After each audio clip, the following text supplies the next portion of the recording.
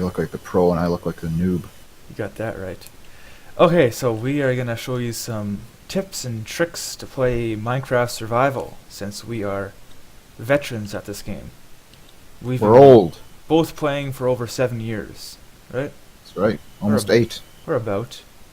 A long time, Ever since the game came out. practically. So what have you got for me? So, to start things off, you're probably going to make your first tool, which should be a wooden pickaxe, right? And you're going to go mining. Well, mine for stone a little bit. Just mine the stone.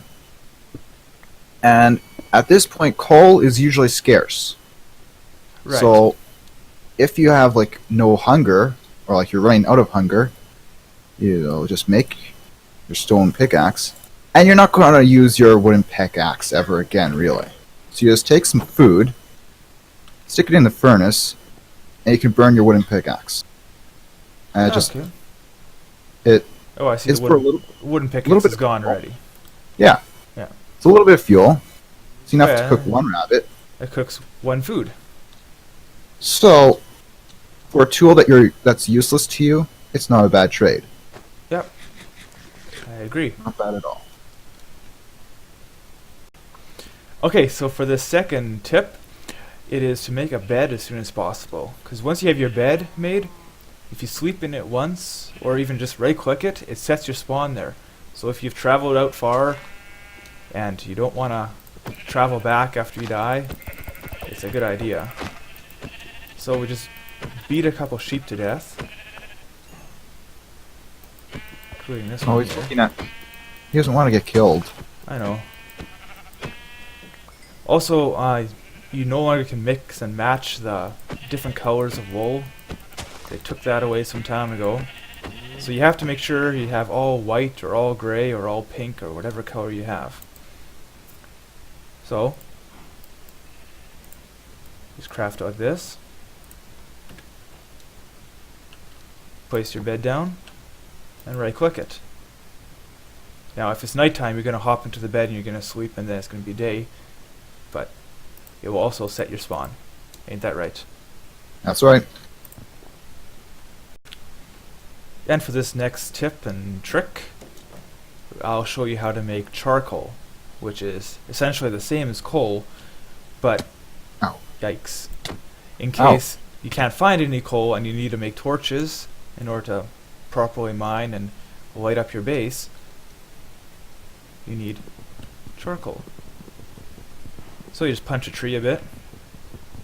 Even I didn't notice at one point. I was like young-ish. Well, I just started, and I'm like, I just need coal. I don't have any coal. How do I get coal? So Yeah. this one is very handy, actually. I didn't So- know it until a few years ago.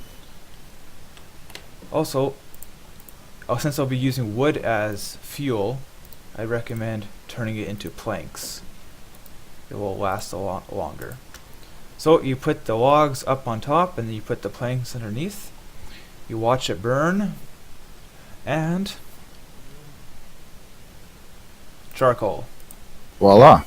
So now, if you want, you can make torches from that. Oh, we don't go in there, we go in here. Just like that. Same as coal. Alright, this next tip I have for you is maybe not quite necessary, but I like to do this because you end up with lots of stone afterwards. You're pretty much set for life. So this is how I always start my mines off.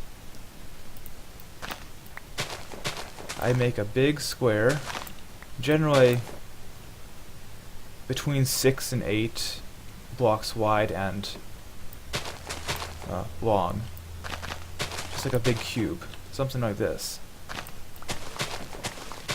And then you're almost guaranteed every time to find diamonds doing this too, because you cover a pretty good area. It's not the most efficient way of mining diamonds. We'll show that later to you guys, but this is how I do it. And then I make these stairs going down along the edge, just like this. And then I keep going around like this, around the outside edge of the whole mine, while cleaning out this middle bit here.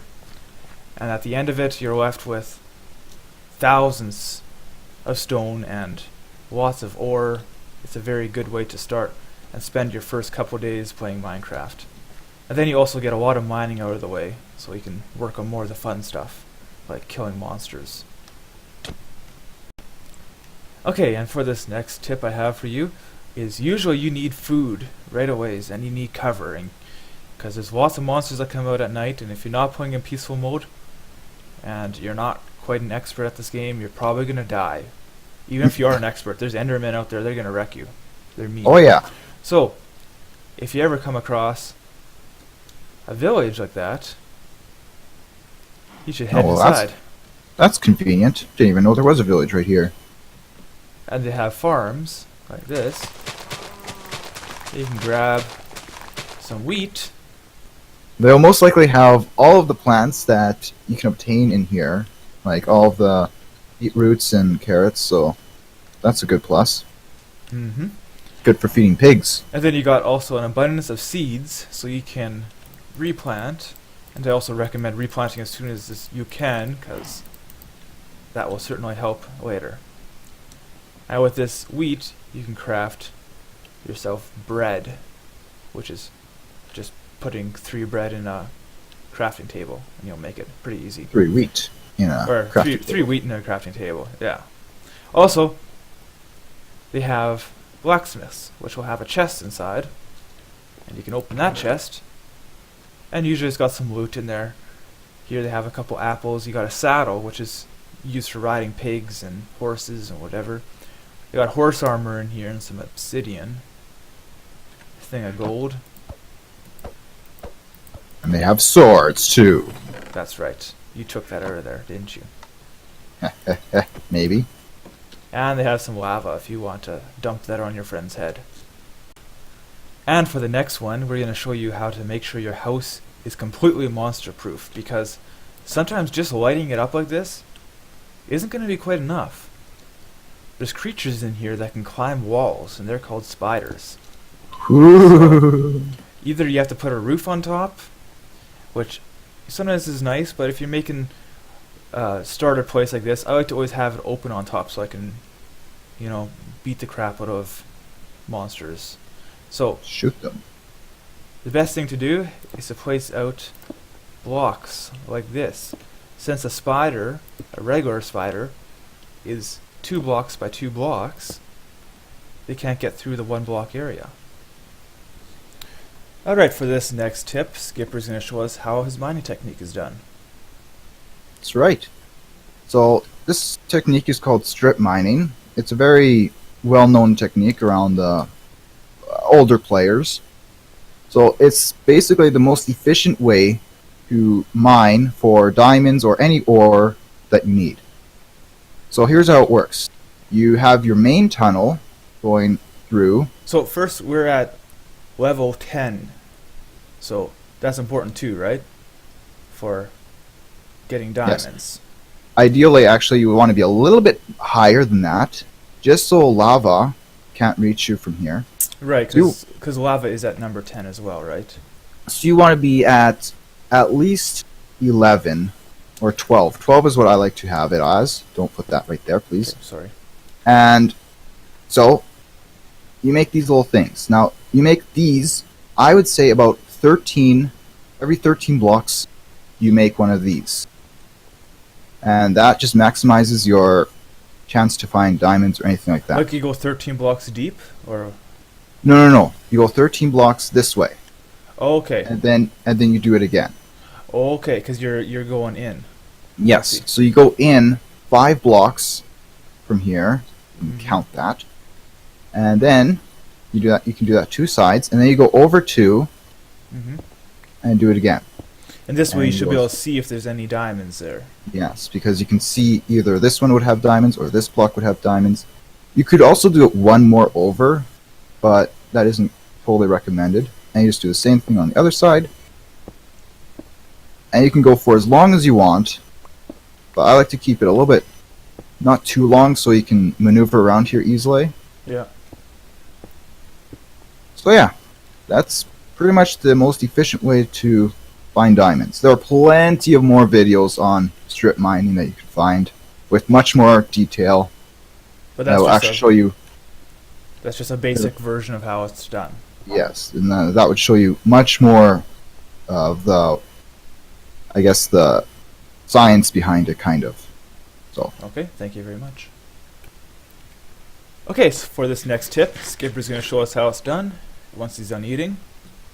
Yum. Thank you. You want some? Yes, please. All right. So, besides eating, you will be doing lots of mining. And once you got your strip mine all functional and running, you'll eventually come across some diamonds. Now, the diamonds will, of course, be very exciting. And you just mine this up. And you'll get probably about 4 or 5, depending on the vine. So, the first tool you want to make, was recommended by me, is a pickaxe from these diamonds. You don't really want to spend it on like a hoe or something like that. It's useless. Mm-hmm. But you want to make a diamond pickaxe, but you also would like to enchant that as well. So while you're getting the experience for that, you will probably mine for more diamonds or anything, and so you come across some. Woohoo! But do not touch. Do not touch these diamonds. Sorry. Stay away from them until you have a fortune pickaxe. Ah. Grab your diamond fortune pickaxe and mine your way back to your diamonds. You'll pick up a significantly amount more of diamonds. Okay.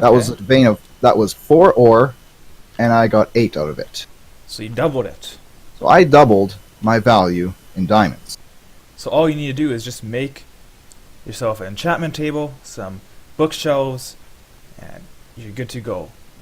So a vein of 4 diamonds is actually really, well, it has to be 5 actually. So you need 5 diamonds for your enchantment table, and then 3 for your pickaxe. And once you got a fortune on your pickaxe, you need 2 for your